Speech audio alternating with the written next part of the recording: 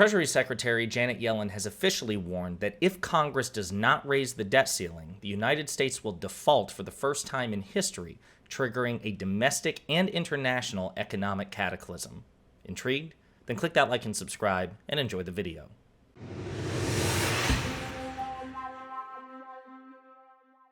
So you may recall for months, this channel was inundated in videos discussing the potential catastrophic ramifications if the United States were to default on its debt for the first time in history. Then those videos went away because some other things came up politically, but the ongoing battle between President Biden and congressional Republicans over the debt ceiling has continued in the background all these months.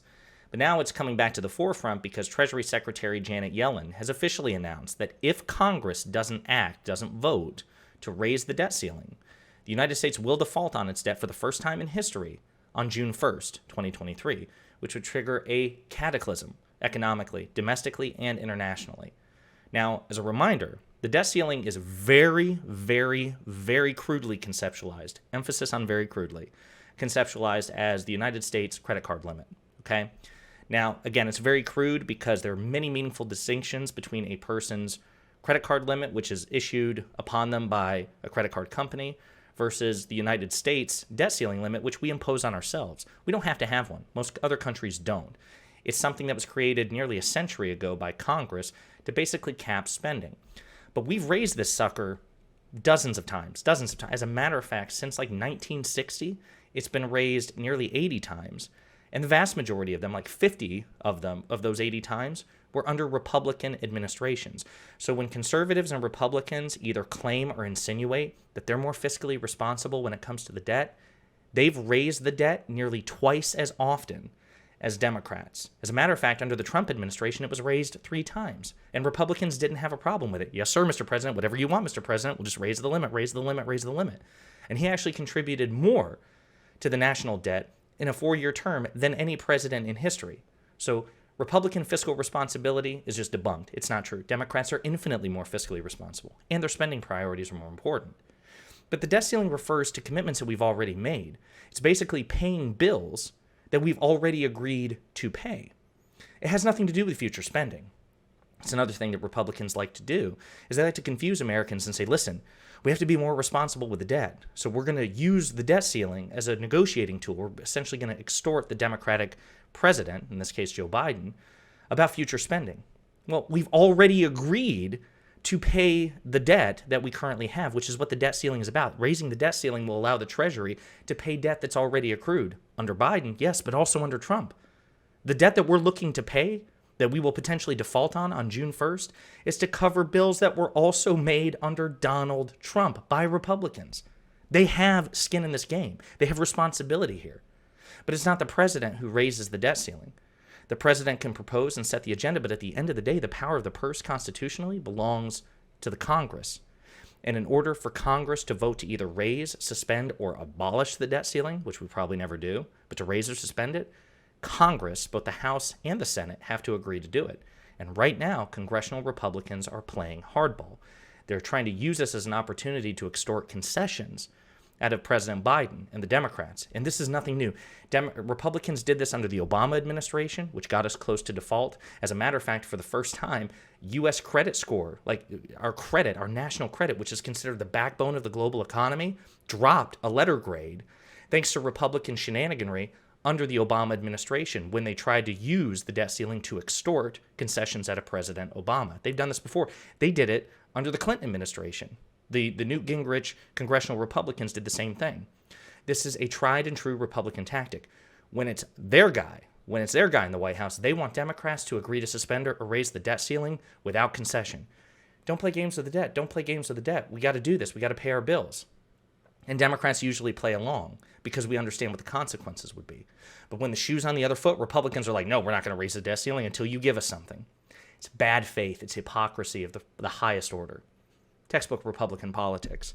But anyway, I want to play this clip from Good Morning America, which kind of covers some recent developments about the announcement from Janet Yellen, as well as a subsequent announcement from President Biden after Secretary Yellen made hers. So let's hear what they have to say. The urgent warning from Treasury Secretary Janet Yellen that the U.S. could default on its debt in a matter of weeks. Chief White House correspondent Mary Bruce has the latest. Good morning, Mary. Good morning, George. Well, this new warning from the Treasury Secretary is giving Washington a new sense of urgency this morning. She is making it clear we are now potentially just 1 month away from an economic catastrophe. This earlier than expected deadline does have the two sides now finally talking, but so far no one is budging. This morning, that urgent new deadline. Treasury Secretary Janet Yellen warning the U.S. could default on its debts as early as June 1. In a letter to House Speaker Kevin McCarthy, Yellen urging Congress to raise the debt limit as soon as possible or risk severe hardship to American families and harm to our global leadership position. The Republican speaker is demanding steep spending cuts in exchange for raising the debt limit in a bill passed by the House, saying the Senate and the president need to get to work. Raising the limit allows the country to pay off debt already accrued. It does not provide funding for new spending. And the president insists America has to pay its bills that have come due without conditions. We pay our bills, and we should do so without reckless hostage taking from some of the mega Republicans in Congress. Biden now inviting the top 4 congressional leaders to meet at the White House next week. Now, we have just learned that House Speaker Kevin McCarthy has now accepted the president's invitation. That meeting now set for next Tuesday, but the clock is ticking. Take a look at what this could mean. If the U.S. does default on its debts, it could mean a halt to Social Security payments and military salaries. The U.S. credit rating could be downgraded. That would spike interest rates, and it could tank the stock market, hurting 401ks and other investments. Robin, we are heading to a real economic meltdown here. As you said, Mary, the clock is indeed ticking. Thank you. Not to mention the unemployment rate, which is now like 3.5, 3.6%, would potentially jump back up, excuse me, to like 7 or 9%. Millions of people would lose their job. Trillions of dollars in household wealth would potentially be lost because it's the United States citizenry that owns most of its debt. It's not Japan or China or other countries like, again, Republicans would have you believe. We own. The United States borrows against itself, against its citizens, for the vast majority of its debt.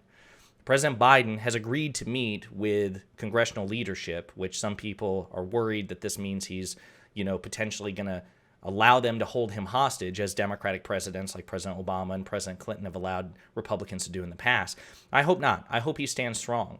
I hope he's willing to take the risk, because the fact of the matter is this is the Republican Party in bad faith and in hypocrisy trying to extort Democrats, and they're playing chicken with the American economy to do it. President Biden should be willing to look them in the eye and say, look, this is to pay bills that we've already paid or we've already committed to paying, bills that were, yes, accrued under the Biden administration, but also the Trump administration, your guy. You have an obligation, a moral and political obligation to pay these things. And by the way, when it was your guy in office, you demanded the same thing of us, and we agreed. So and he also has to get that message to the American people, because as we get closer, people are going to be looking to play the blame game.